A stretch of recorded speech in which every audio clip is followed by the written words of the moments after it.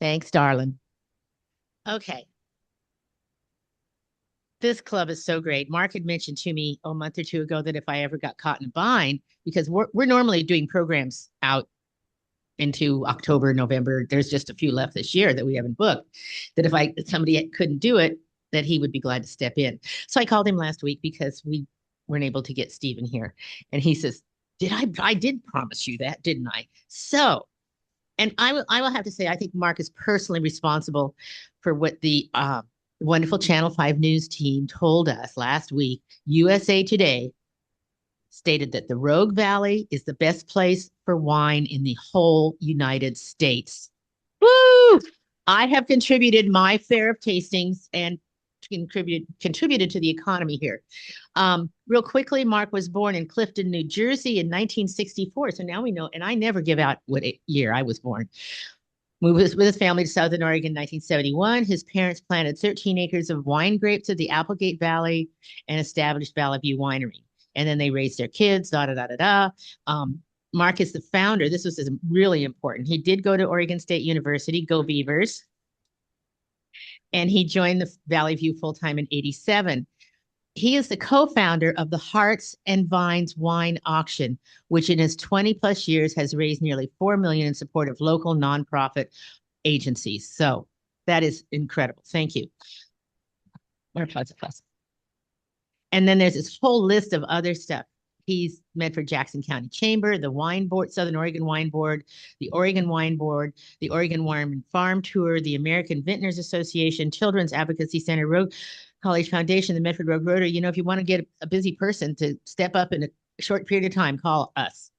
He co-chaired the 180 million school facilities bond for the Medford School District, which passed in November of 2006. Mark and his brother also operate third generation farms dedicated to growing industrial hemp for the production of CBD. Love CBD. They have these wonderful little things that calm my dog. Mark lives in Jacksonville. He has two sons, Quentin and Colin, and a 150-pound mastiff named Brock. Please join me in welcoming our very own Mark Wisnovsky. You, Claudette. Most of that's true. No longer doing hemp. So every few years, I'm asked to come back here and also to other Rotary clubs and sort of give it a state of the industry. It's a big topic. I don't have a lot of time, so I'm going to revert to my New Jersey roots and perhaps speak a little fast. So slow me down if I'm going a little bit too fast. But thank you for inviting me, Claudette. I'm glad I could fill in. And as Peter alluded to, he sort of dropped the whole suspense of my speech. The wine industry in general, the alcohol industry worldwide is suffering a decline, and there's various reasons for it. There is we do a lot. We're really the only Southern Oregon winery that does all the export trips with the Oregon Wine Board. So I've traveled around a lot in the last 10 or 11 years. So I talk to a lot of wineries, a lot of breweries, a lot of distillers. It is universal. It is everybody has theories. It's probably more than one thing. It's coming off of COVID, where we had a pretty substantial increase for almost a year as people hoarded, and it was we were busy delivering, and saying, "Boy, I might be able to retire a little early."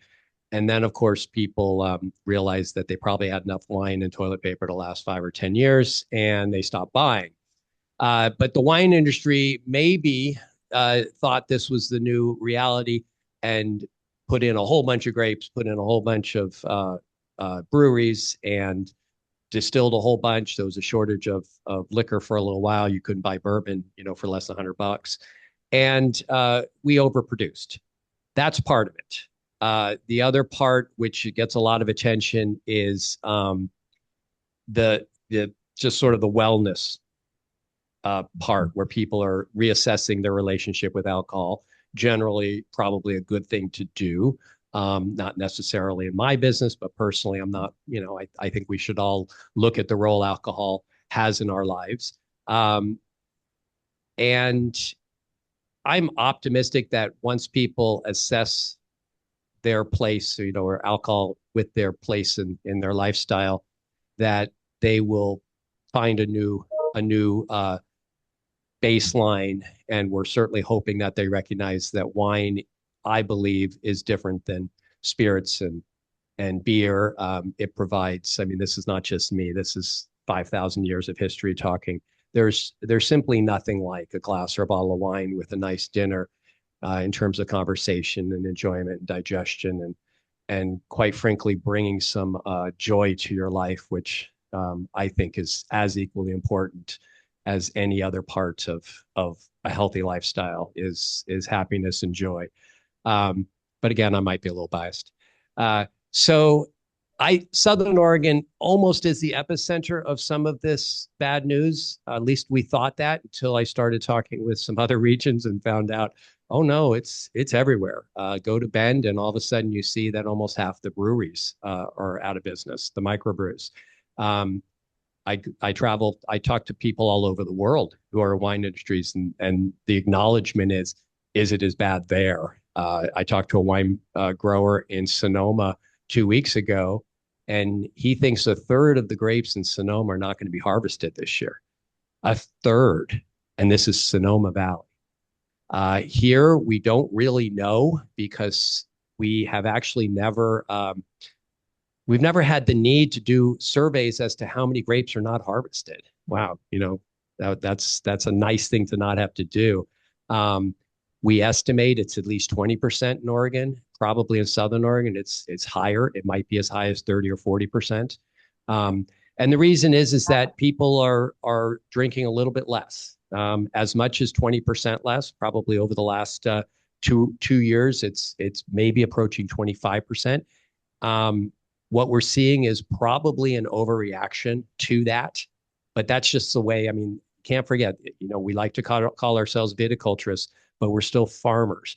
And in agriculture, one thing you could be certain of is this sort of, glutton and famine type of thing. It's always up and down. People always seem to have an overreaction. They plant too much, when the price of wheat goes up, and the next year, they're doubling their production, then it crashes. So wine's a little different because, as Peter well knows, it takes quite a bit of money and quite a bit of time and quite a bit of effort and quite a few years to get a crop. And if the market crashes, he's not going to rip it out and plant a new crop next year. At least I hope he doesn't, because we're counting on those grapes, Peter.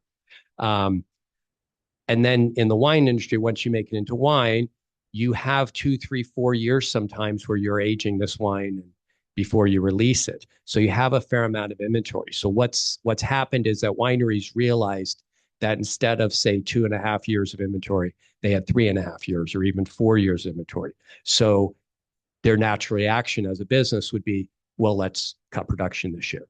And that's what they did. So last year, they might have cut production by 30 to 50%. This year, they might be looking at it again. Unfortunately, the vineyards can't just turn off their crop. So the new research is, how do you mothball a vineyard? How do you spend the least amount of money and time to sort of shut down your vineyard without, ruining future vintages? Again, something that no one's ever had to deal with before. So there are vineyards where people are doing minimal pruning, minimal spraying, and then, not still being able to revive that next year in future years. But it's bad. That's the only way around it. Because, like I said, vineyards, we all have labor needs. We all, employ families, and we take that really seriously. And you can't just turn off, your vineyard. You can't just turn off all your production. So we've done a little bit differently. We have been exporting for 10 or 12 years. It's not a big part of our business, but it's an important part of a business because we learn as much from other people as we gain in any types of sales. So I'll be going to Taiwan for the first time in November. I'm going to be talking with Angeli about that. It was an export market that our wine board has looked at in the past and decided to pass in for other markets that look more promising. But the trade organization was determined that there was a market for distilled spirits. They were going to have a select group of 10 people go in November They didn't get 10 distilleries, so they asked if I would show up as the only winery. So I'm going to be going for 5 days to sort of explore, actually at that expo center, their food and wine show, and meet with some different players. We're really hoping to get. 10 years ago, we were in Taiwan at all the Costco's as a result of being in Japan with all the Costco's, but we lost all that with COVID, and we're hoping to renew that with some visits. I'll be going to UK in September. We have distribution there, and I'll be doing some portfolio tastings and trade tastings there. We in February, the big show is Wine Paris, which is now taken over as the largest wine show in the world from Provine. So that's so big that both my brother and I do it. Typically, we split up. You never seem to see us in the same place at the same time. Many people didn't realize it was actually two of us for a long time. And so London, Stockholm, Paris, and then about 2 months ago, my older son and I did Busan, Korea for the first time, Seoul, which is a good market, and then Hong Kong, which is the Asian version of Wine Paris. So we travel, and then Mexico, of course, and it used to be Canada. So we've sort of there's part of the thing besides the wellness. We've just been getting these just hits, these big hits. And like I said, we're farming. So even though we don't like to think we're farmers, we still are farmers. So some of the hits are certainly environmental. We're all dealing with well, I don't have to tell you what the temperature is outside. You'll feel it in a few minutes. We're all dealing with changes. And we're fortunate in the Applegate that we went from where, my parents put in grapes 55 years ago, which was on the edge because of the elevation, the frost, the water situation. And now it's more in the middle. So we're actually in the sweet spot when it comes to grape growing on the West Coast. We're seeing all these issues south of us, north of us. Even in Medford, it's dramatically warmer than it is in the Applegate. So for so many years, I just wished my parents would have maybe bought some land in Napa when we lived there in the 60s, or even Medford or Ashland, where all the people are. Now I'm, what do they say? As you get older, your parents get smarter. So now I'm realizing, this is a pretty cool place. I live in Jacksonville. I drive out to Rouge. I'm sort of the opposite of everybody else.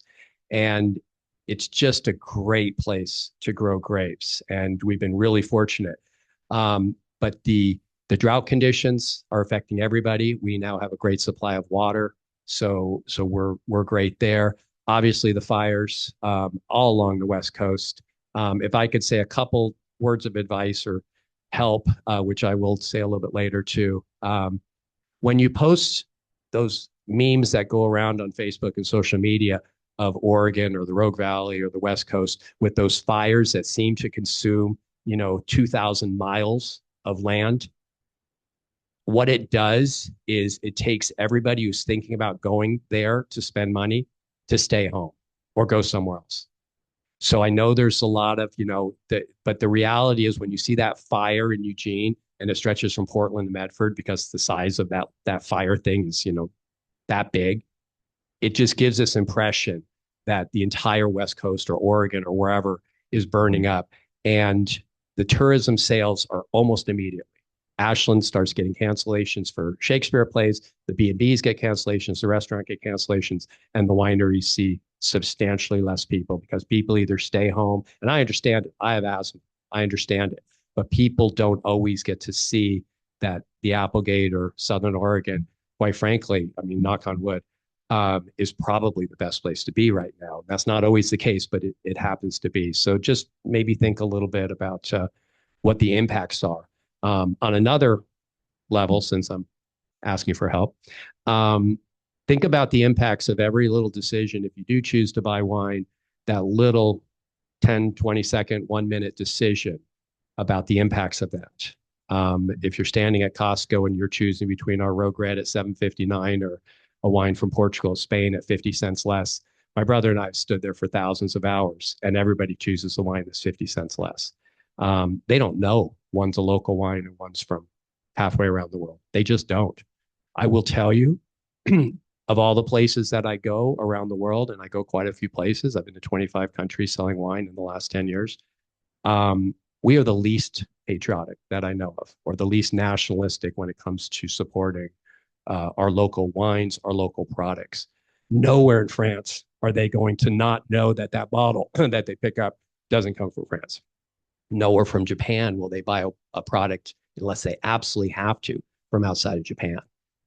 Same goes to Korea. Same goes to UK. Same goes to places in Scandinavia if they have the choice.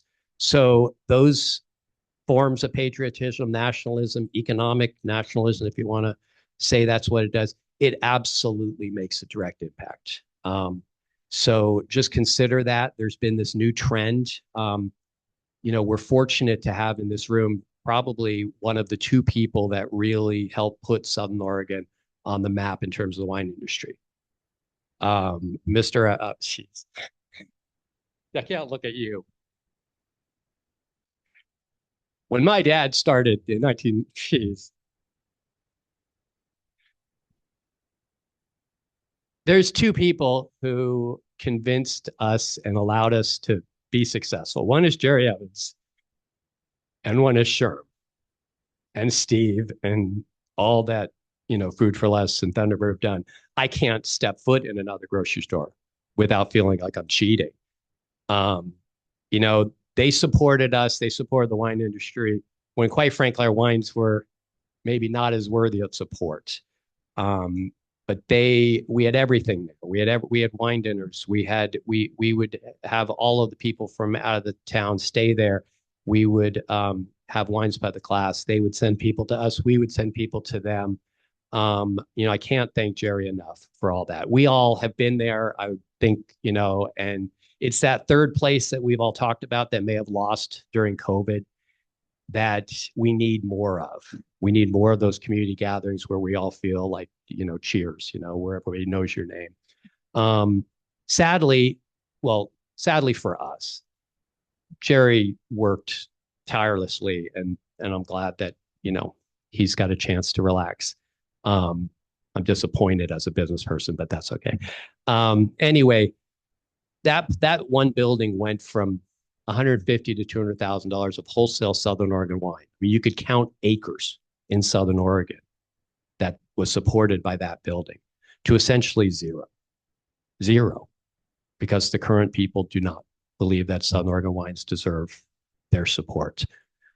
There's this weird trend going on.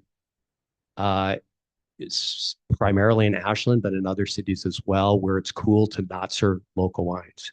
Where they will tell us, no, we don't serve local wines. We're not going to serve local wines. It's odd. And I'm hoping that just by speaking to people, the good side of social media is that everybody pays attention to reviews and everyone pays attention to comments, and businesses do too. And I'm not saying be mean, be supportive, but gently suggest that your meal would have been more enhanced, along with the local chicken and beef and eggs and all the local produce that everyone likes to brag about. They serve it with wines from halfway around the world. And they don't seem to understand that a local, dinner, a local business includes the wine. So we certainly would ask that, just consider that. You can't really do it in retail establishments that much. We certainly can do it in our restaurants. I definitely want to leave some more time for questions because I know there's going to be a lot. And my questionnaire is, I'm not sure if she's paying attention yet. Is it okay? Time? Oh, that was it? Okay. Oh, okay. But then you look like you're taking pictures. So I wasn't sure. Oh, I wasn't sure. I wasn't aware you're standing up, Claudette. I know. I apologize, and I deeply apologize for that. Yeah, I lost a customer. Damn it. Does anybody?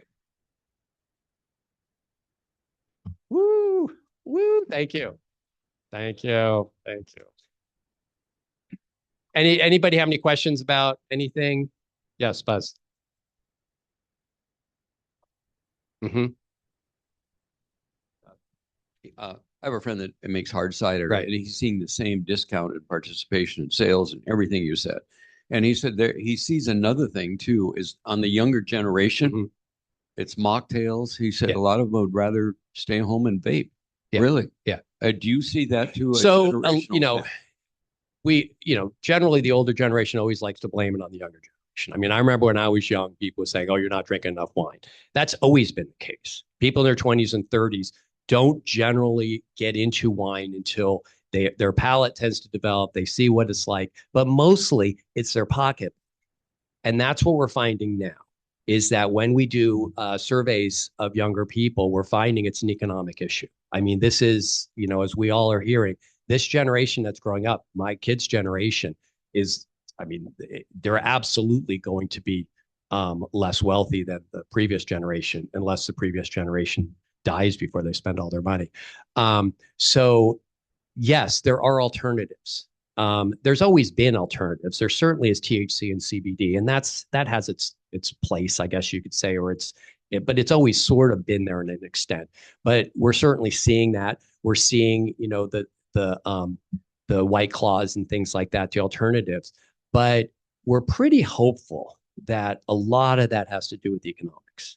And as this generation realizes, they can drink less, they can be more thoughtful, that wine has a place. And, so it's not everything because it never was that big to begin with, because that generation really doesn't drink that much wine. So the loss hasn't been as big.